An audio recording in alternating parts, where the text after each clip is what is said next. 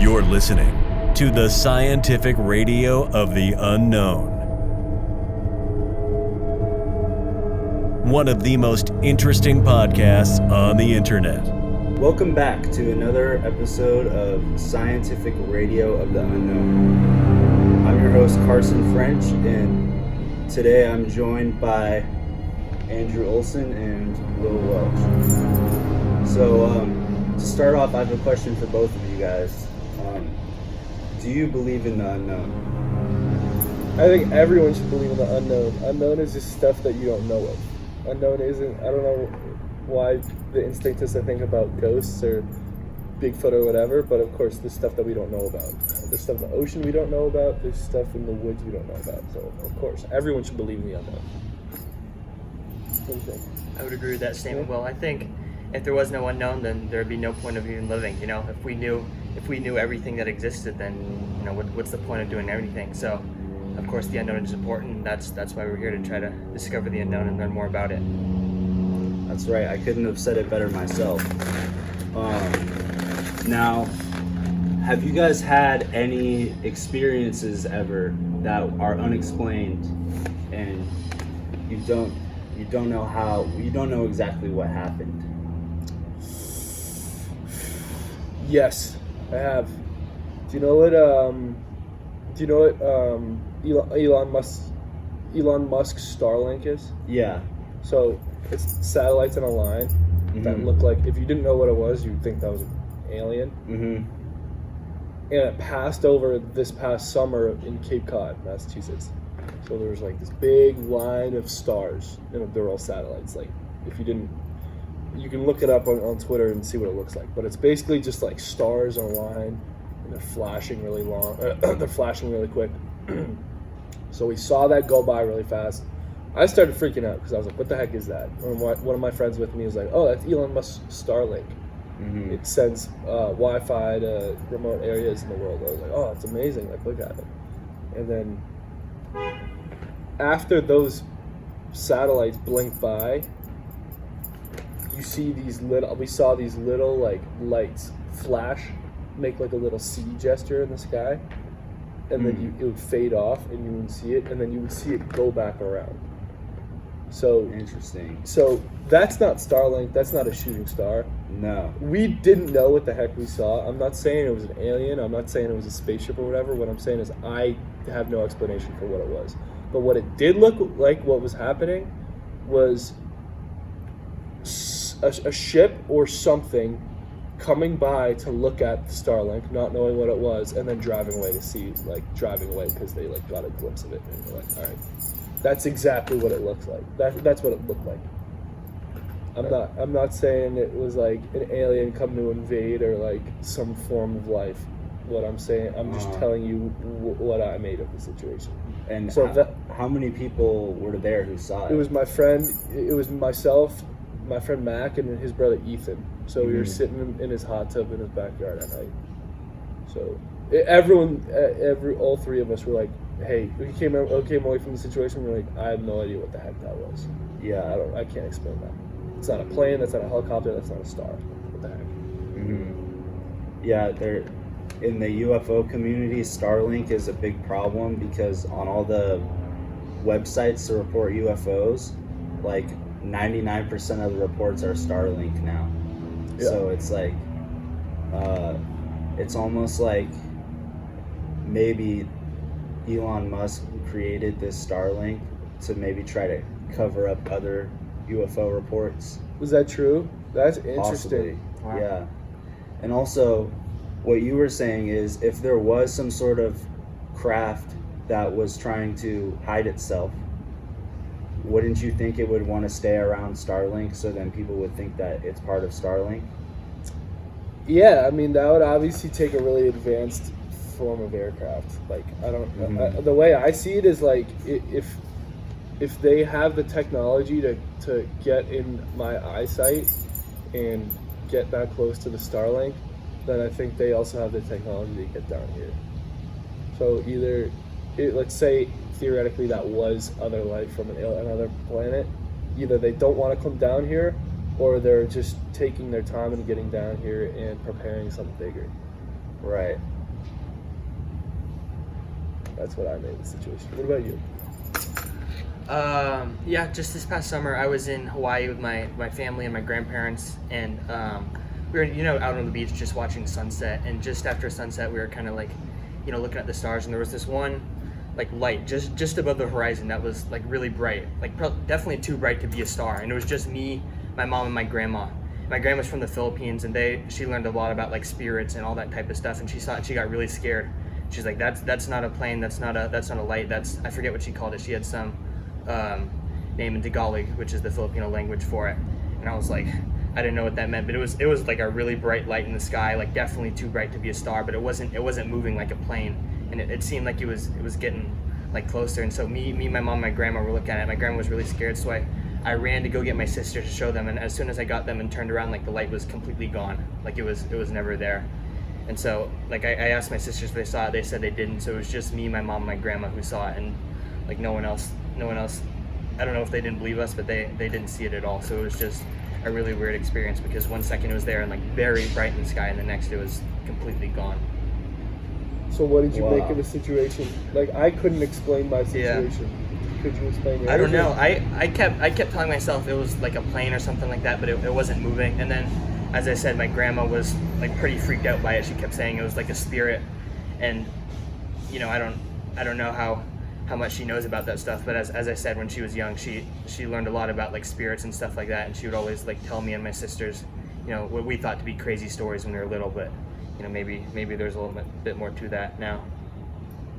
Wow, that's very interesting. Yeah. And I mean, I haven't really ever seen a UFO before, but it's like so many people I know have seen them, so it's like, I mean, some people say like seeing is believing, but like when everybody else sees something, Mm-hmm. like you kind of like, maybe a lot of it is exaggerated or made up, but there definitely is some sort of truth there. Yeah, and UFO is an unidentified object. It's not an alien spaceship. So you see UFOs all the time, Some weird colored cloud is a UFO technically. At initial glimpse, you're like, that's not a cloud. But then you probably talk to someone who studies I don't know if people study clouds, but like whatever, someone who studies weather or something can probably confirm, oh, that's a cloud, that's ash from a volcano or whatever. So it's not always what you think it is. That's right.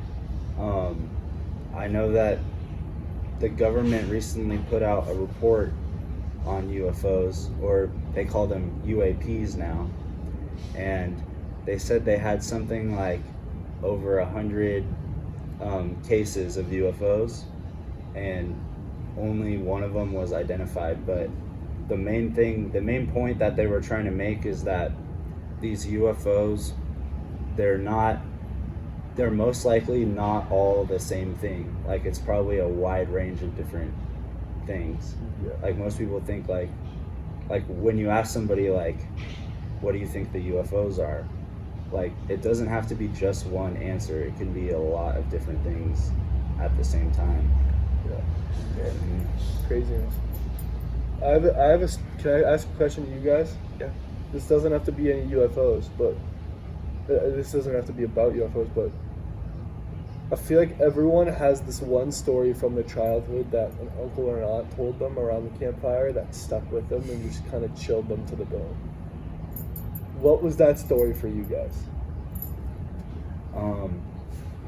So when I was younger, I did a lot of Sasquatch investigations, Yeah. and we had another family who was really close friends with us, and it was my dad's old roommate in college, and he would always tell us about his stories of when he went out with his dad camping in the woods, and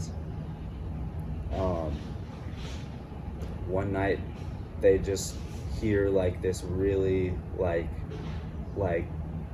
loud like howl / like growl from like they have no idea what creature that was. They could tell there was this really large creature outside their tent making a lot of noise.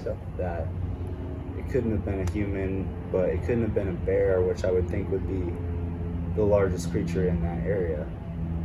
So there's something else out in those woods. I'm not saying it has to be a Sasquatch, but there's something out there that has yet to be fully understood. Did they ever see the creature or no?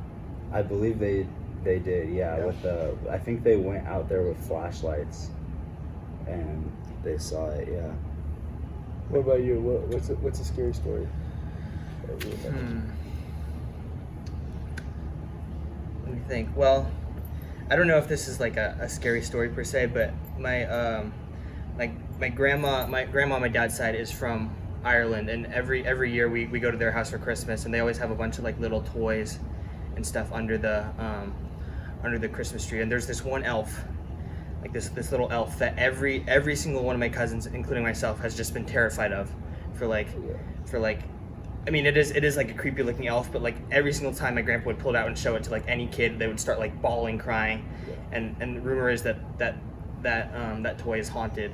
And I guess like all the kids can kind of sense it, because every time we bring it out, like the little kids will start like absolutely bawling. And every other toy is fine. Like all the kids will just play with them, whatever. But as soon as that elf comes out, kids freak out, like lose their mind, won't go anywhere near the tree. So another just sort of weird thing that's going on. Wow. And it could just be a coincidence, because the elf is a little bit like creepy looking, but I don't know, just that like reaction out of every single one of my cousins is.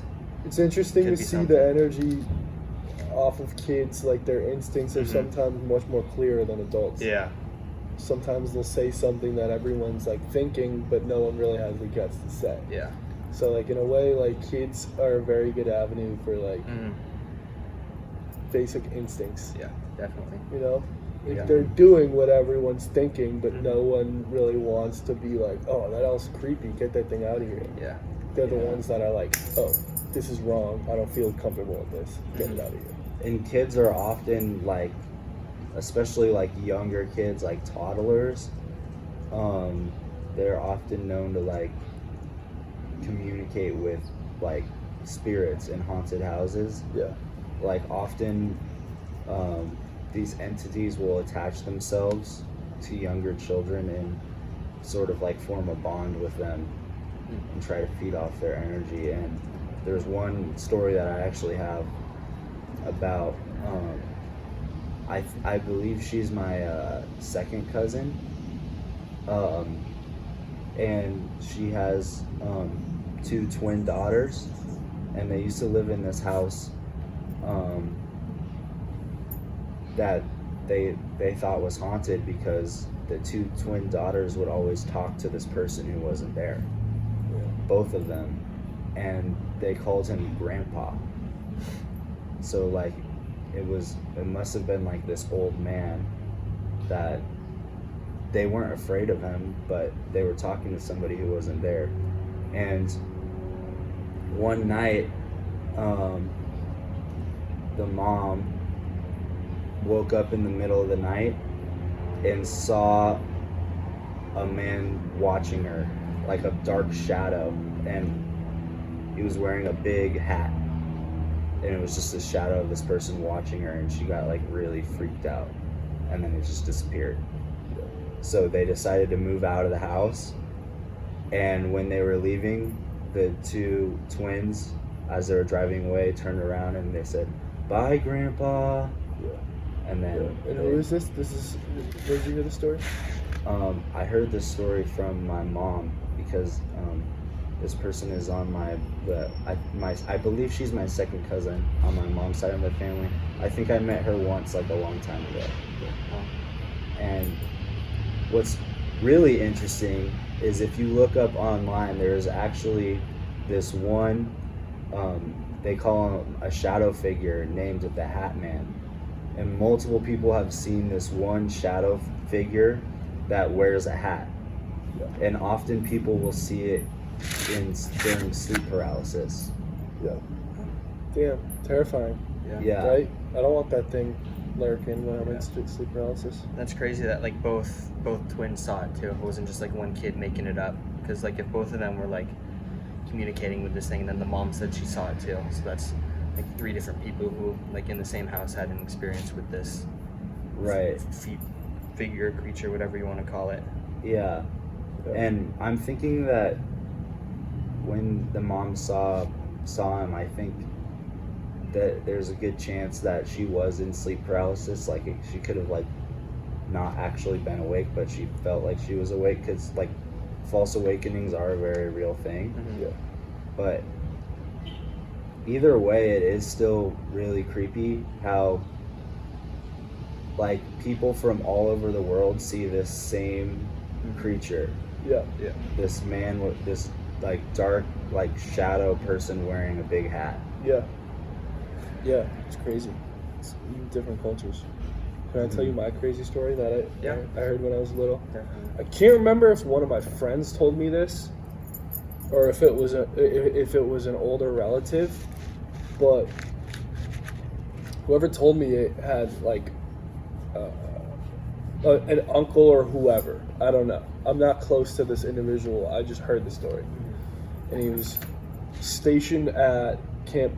Was Camp Pembleton the one in San Bernardino or San Clemente? Anyway, stationed in Southern California for his naval training, and he was driving to see his fiance in like Scottsdale, Arizona. So it's I think that's probably like a 10-hour drive or something like that. And it's through the middle of nowhere. So that's another scary concept, is like crying for help and having no one around. Right. Or pulling out your phone and having like no service. Like, what do I do now? Car runs out of gas. What are you supposed to do? Start walking? Wait for someone? I don't know. It's all scary. There's all these things that we take for granted, but in reality, like, for example, if we were to lose the internet, like, think about how much the world would change. Exactly. Anyway, he's driving through the middle of nowhere in like remote Arizona. There's like tall reeds on either side of the road, and he's driving, and ahead of him, probably like a couple hundred yards, he sees like a couple figures. He sees something in the road. So he drives up a little closer, maybe like 50 yards in front of it, and stops a car. And it's a car swerved to the side of the road, and then 2 people lying face down. With like it was like clothes. There was like clothes thrown on the road, and like it was an accident. Like something bad had happened. Right. So like kind of inches closer in his car, and kind of like notices like a weird energy in the air. He's like, this is kind of weird. There's no blood. Those people, like, it's almost like too perfect of an accident. So he like, instead of doing what I think 10 out of 10 people would do, which is get out, run over, oh my God, are you all right? Let me call whatever. Let me call the police. He like drove around them and just kind of kept driving. When he got like a football field's length in front of him, he looked in his rearview mirror, and the people had gotten up, were looking at him, and there were people, like dozens of people from either side of the road had gotten out from either side of the reeds with like pitchforks and machetes. And that's when he just stepped on the gas and just kept going. So wow, that's crazy. That story definitely stuck with me. Like that's not unknown, like, but that's just a terrifying story. Right. And I don't know why that just that story stuck with me for a long time. Yeah. That's why I get like an uneasy feeling when I'm like driving by myself in the middle of nowhere. Right. You know? Yeah, and it's almost like it was your uncle, right? It wasn't my uncle. I think a friend told me the story about their uncle. Okay. If I remember correctly. It's almost like he had like that sort of like sixth sixth sense. And I don't think a lot of people would have that sixth sense. You know, I think a lot of people, including myself, would just get out. Right. Be like, "Are you okay?" You know, that's the instinct there. That's the normal person instinct. Sixth sense instinct would be, "This isn't right. This is too perfect. You know, let me just keep driving." Yeah. It's very interesting though. What was their motive? You know, because I don't know. That's exactly what I was thinking. That to me, that sounds like a murderous cult or cannibals. I don't know. It could be any possibly, of that. yeah. Because if they were just trying to rob him, they wouldn't need like a whole cavalry. Yeah. You know. And also, how did they all get there if there was only one car against the middle of nowhere? People don't realize how big the U.S. is. So Right. you're talking about like stuff being unknown. There's probably colonies of people that in the U.S. that we've just never heard of. Yeah. Or never seen. If you listeners right now, you can try this. If you go on to Google Maps, go to the United States, and like zoom in on like any part of the country, like 99 times out of 100, it's just gonna be like nothing, like a huge field or like a farm or something. Yeah. Like you think about like the United States has such a huge population, but we all live together in these like cities, and then the rest of the country is just empty, and a lot of people don't really explore those areas. It's huge. It's gigantic. You know, think about all the land in the Midwest or Texas. And, you know, I live in Massachusetts, which is one of the smallest states, but you can be in Boston 1 minute and then drive 30 minutes south and feel like you're in the middle of nowhere. Yeah. So there's a lot of land out there. You know, there's species we've never seen. And there's certainly people that we don't need to know like out there. Probably have different cultures. You know. Right. So, yeah, I mean, it's like something out of Children of the Corn. You know? Yeah. Crazy. That's crazy that something like that actually like is real. Like that actually happened. Like you would think that would be something from a movie, but no, that's real. Yeah. Crazy. Okay, Andrew mentioned cannibals earlier, and I was wondering, what are your guys' opinions on cannibalism? Let's say you were stuck in a life and death scenario where the only thing you could do to survive is to eat another human. Do you think that is the morally correct, acceptable thing to do? Of course it's not morally acceptable. Are you asking me if I would eat someone if I needed to stay alive? Right. I don't know. It's hard for me to answer that question because right now I just want to say no. I just want to say no. I'd probably rather just pass away due to starvation than eat another human being, especially someone I knew.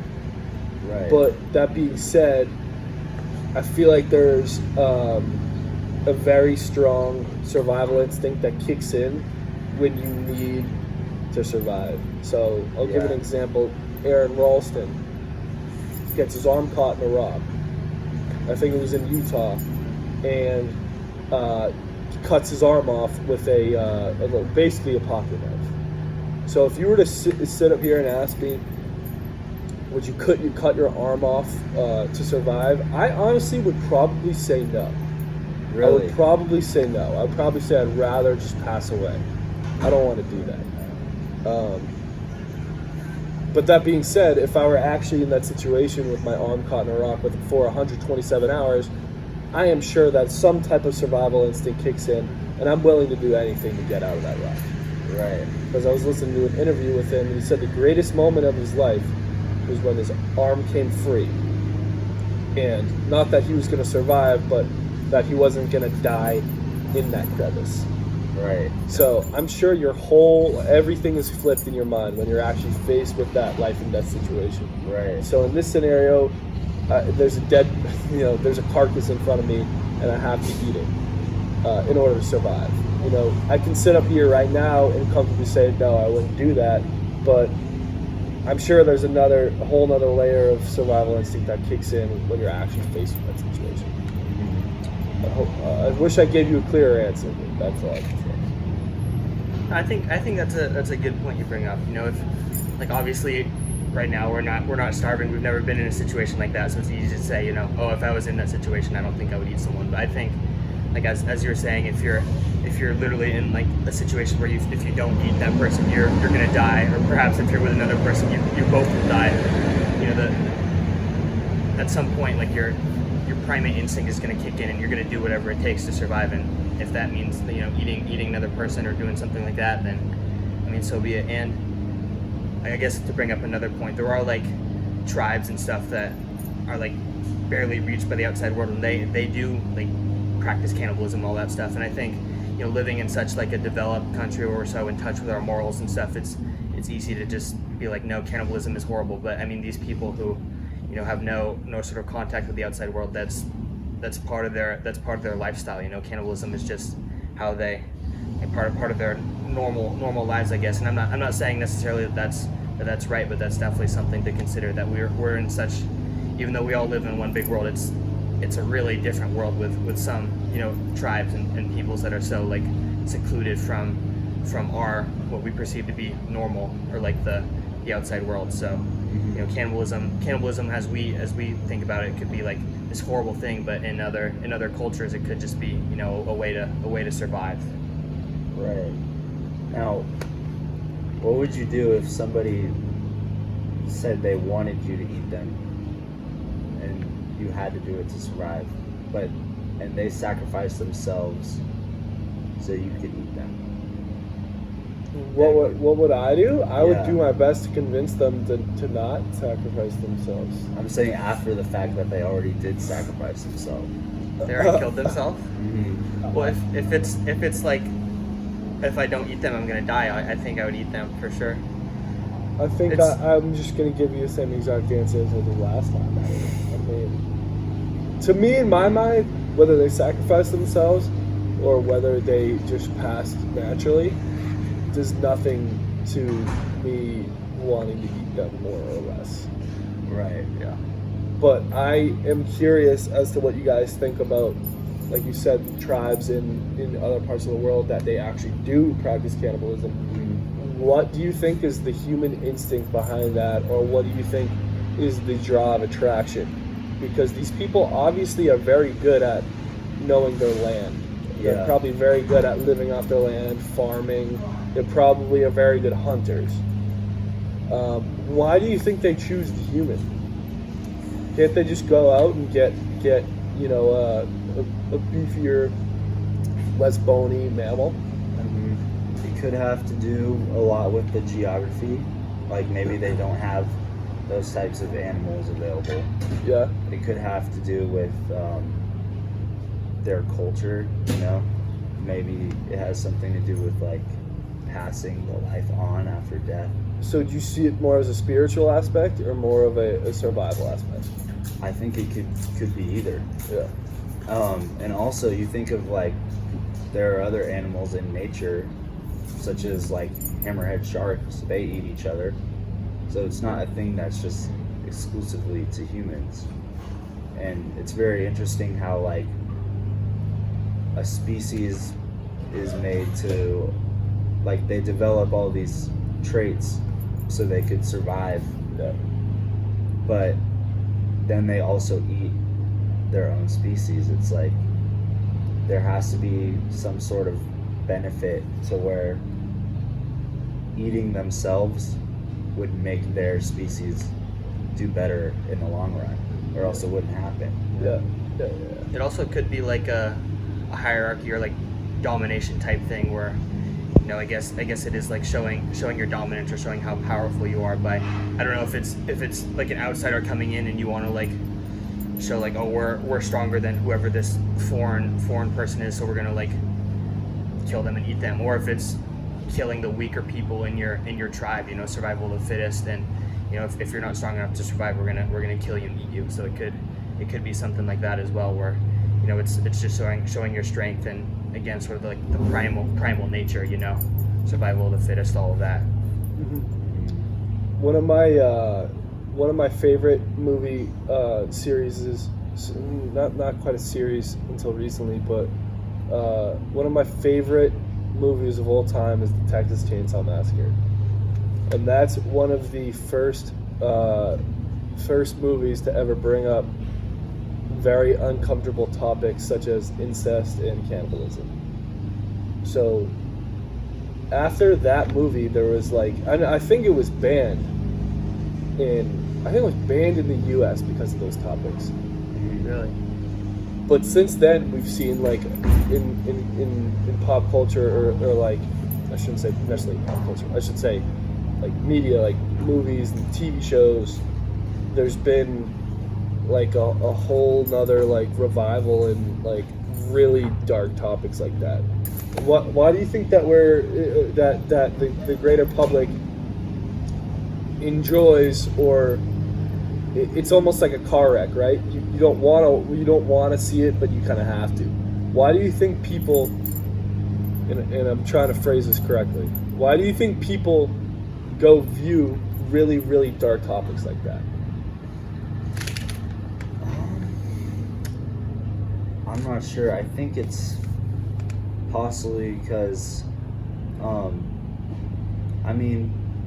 once you watch a action movie or something, you get a little bit of a thrill from watching somebody almost die or killing other people, and then once it's almost like a drug addiction. Once you have a little bit of it, you start wanting more and more until you get desensitized to the killing you saw at first, so now it needs to be even more gory or more dark topics.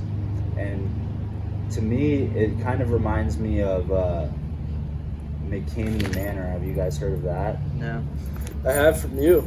Yeah, so it's they have around Halloween they have those haunted houses where you go in and get scared by people, but there's this new genre of haunted houses called extreme haunted houses where you can actually get hurt by people.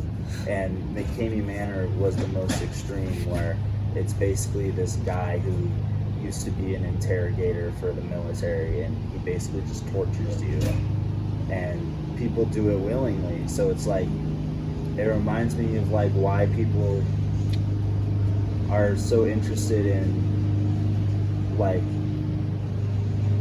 being exposed to really dark stuff, or on the very extreme end with McCamey Manor, literally being tortured. I think it's something to do with the thrill and excitement of being on the edge of death, but it's very over time, once you start losing that feeling, they try to push to more and more extremes until you get to that point. I think to bring it full circle, I think it kind of comes back into the whole concept of the unknown, because obviously, I can't really fathom or put together in my mind how someone could be, as you were talking about with what was it called, Texas Chainsaw Massacre, how some of the things could happen, with incest or all the other, kind of insane, if you will, topics in that movie. So, part of that is trying to understand, because that stuff does happen. It's not just in movies. The reason that that's so intriguing is because we know that somewhere out there, as we were saying, the U.S. is a very largely unknown place. There's a lot of weird stuff that we don't totally know about, and some of the stuff in that movie actually exists within our country. And so part of that is trying to figure out how does something like that happen in a country where at least in my eyes, we're very, very evolved, I guess, or very in touch with morals, all of that. How in the same country does something like that happen? So I think kind of trying to understand the unknown, understand other people who act so drastically different than we do. Just try to get a grasp of exactly how that can even exist. I want to say it also reminds me of. Have you guys seen the movie Free Solo? Is that the one about the rock climber? Yeah. It's about, I forgot his name, but he climbs El Capitan, which is the hardest, most like historic, like rock climbing faces like in the world. Like that's like the biggest achievement that you can do if you're a climber. And he decided he wanted to climb it with no ropes, right? no ropes or anything, just on his own. Yeah. And to want to do something like that, put yourself in that much danger, Yeah.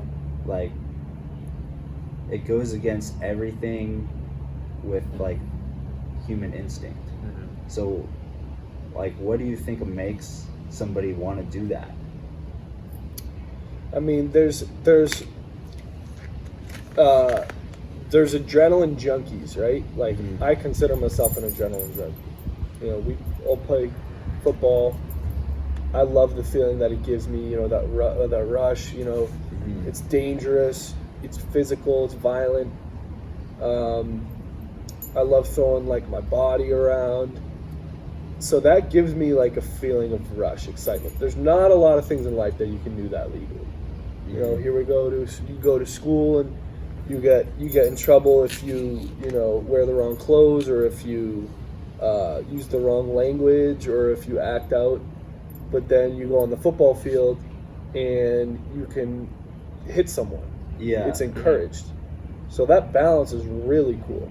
You know, like talk about the balance of opposites. Like, man, what a great way to balance out those two things. With the individual climbing El Capitan, I think that's like not a balance of opposites. I think that's way too high of a rush that he's giving himself. Yeah. And I'm not like criticizing him for doing that or whatever. You know, he's allowed to do whatever he wants. But some people have a bigger appetite for adrenaline.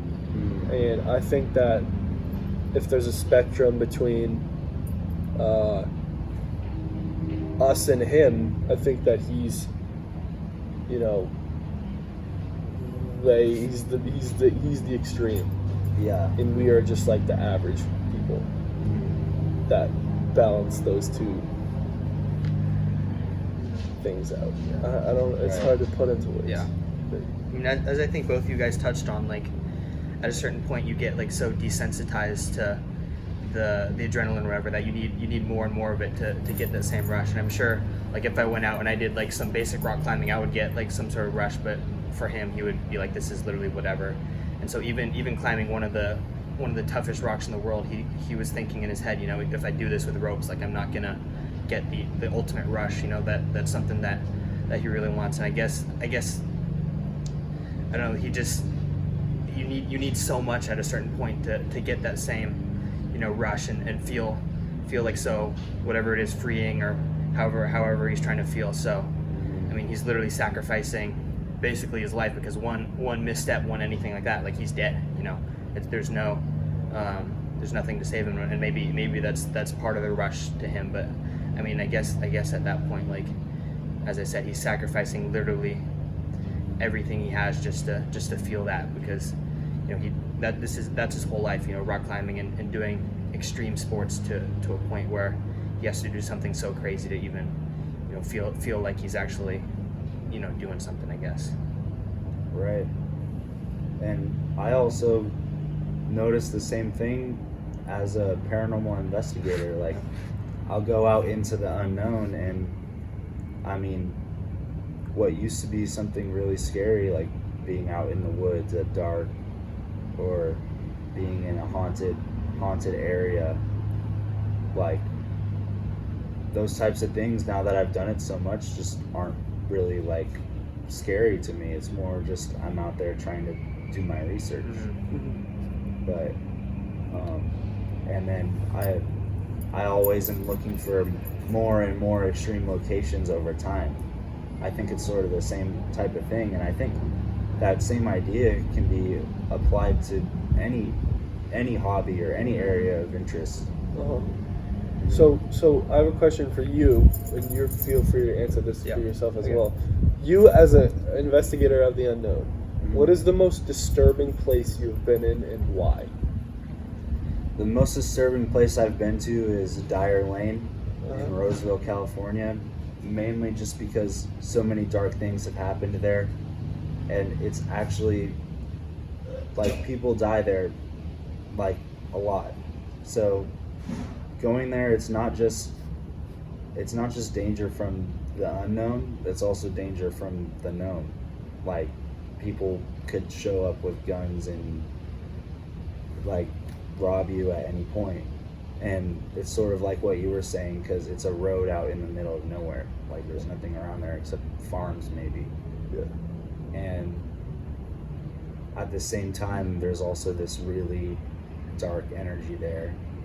And there's all these sort of like, literally it's the only place I've been to where, myself included, people have seen visual ghosts, like with their eyes. Yeah. Like my friend, when I was on an investigation there, one of my fellow researchers literally saw like a white figure like run across the road, like into nothing, because there's just fields everywhere. It's not like, and the first time I went there, I was with a group of 15 to 20 people, and we all saw this police car come at us and heard it. We saw the flashing red and blue lights, and then it just disappeared. Yeah. And we all saw it, so it's like, if I was the only one who saw it, I would have been like, oh, I'm just going crazy. Yeah. But when 15 other people see the same thing, It was like, coming at you. Is that what you said? yeah, half the group actually ran away. Yeah. And like other people have seen the same thing too. If you research Dyer Lane online, one of the main ghosts there is the ghost of a like police car. Yeah. That like some people will drive down that road and get pulled over like by a police car. They'll pull over to the side of the road, and then the police car will just be gone. Yeah. So, and also there's a lot of like satanic things that go on there. Like there have been like cults that have done rituals there, and like the whole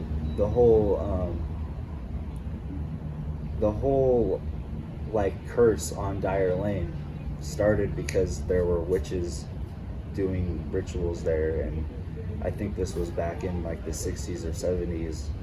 These three guys decided to go over there and kill the witches, and they put a curse on the road. Yeah. And ever since then, so many people have died on this one random road in the middle of nowhere. So that's definitely the most unsettling place I've been to. Yeah. Yeah, definitely. You got anything? I mean, nothing like that. I went on one investigation with Carson in Lake Tahoe, California, and we hiked up and over Homewood, which is like a ski resort. And on the back end, like right next to this lake, there was this old, like sort of rundown, maybe not a house, like a very small cabin. I think I don't know if you had been there before, but you definitely led us there. But it was just a very weird thing, because like it was out next to it like a lake, but like up and over a hill or a mountain, not even a hill, with like really nothing else around, like no real reason to be there. You know, it was totally, aside from it, like wilderness all around you. And we went inside, and all like the floorboards were cracked. We had one of my buddies like climb into the attic because there was a little hole, and there was just like a lot of weird stuff in there. And I was just kind of wondering, you know, like what went on in this place? What first, like why was it built with nothing else around it? And then, you know, since then, you know, what has gone down back there, because it's so far from anything else. You know, there could be a lot of things going on that we have no idea. So yeah. Awesome. One of the scariest places that comes to mind for me is this place called the Medfield State Hospital. It's in Medfield, Massachusetts, about 15 minutes from my house, and they film a lot of movies there. Like they filmed have you guys seen Shutter Island? Yeah. So that asylum in that film is the Medfield State Hospital. And I think it went out. I think it was no longer labeled as a hospital. They shut down the property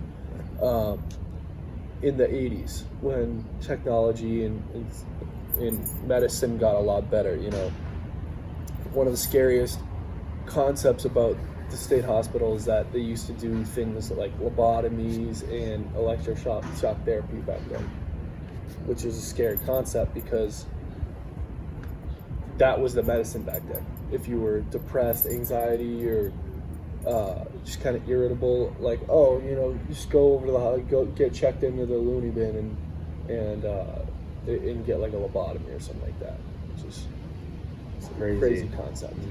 Mm-hmm. But I remember my friend and I were there early high school. We probably just got a driver's license or something like that around that age, and we went there at like sundown at night in the winter, and there was like all the snow. It was like snow on the ground, and it was just like an eerie calm to it. Like there wasn't anyone out there, and we got into one of the buildings, and there was like, I don't know if it was asbestos or just like stuff floating around in the cafeteria area. And what was creepy about it was that there was all this furniture and stuff just like spread out throughout the room. So quite literally, when they shut down the property in the 80s, they had just like nailed the boards and just up and left. And there was like, I think there was one door that you just kind of pulled the board off of it. Like it wasn't done very well by whoever closed it up. And so we went in there, we got our flashlights, and we took a pair of boots. So it's like a big black pair of boots that goes up to your knees, and it has these straps on it. It's like rubber boots. So we stole those, and we're like, oh, this is awesome. This is a souvenir from the state hospital or whatever. And when we're running out, we're like walking back to the car. It's completely dark out at this point, and up in one of the windows of the upstairs, we see this light just flashing at us. Just like a little strobe light, like almost like if you've seen like a police officer flick a flashlight on and off. It's exactly what it looked like. So that's can easily be explained as maybe like a squatter up there who's been living up there, or I don't know, maybe that light has been up there for a while, but whatever it was, it unsettled us. Did you end up keeping the boots? My friend ended up keeping the boots. I was scared too because I thought there was going to be some energy associated with them. But it was just, everything about the situation was really unsettling. Yeah. You know, it's funny how you can feel like that instinct of like, you feel like someone's watching you, you know? That's a real feeling. Yeah. That's not like something that you like get in your head and you're like, oh, maybe I think someone's watching you. You like, no, like that just happens. Right. So that was a case where I really felt that situation. Yeah. I didn't like it. Any last comments you guys would like to make? I think this was a good start. We addressed some of the unknown, but obviously there still is a lot of unknown out there. So that's right. I'm excited to dive more into that. We have a lot more topics coming. So yeah. Hey, thanks for having me on. I'd love to get back on another episode of this. Yep. So I'd love to have both of you guys back as well. I'd love to. Thank you. Keep doing it. Thanks for listening, and see you next time on Scientific. What's it? Scientific Radio of the Unknown. Scientific Radio of the Unknown.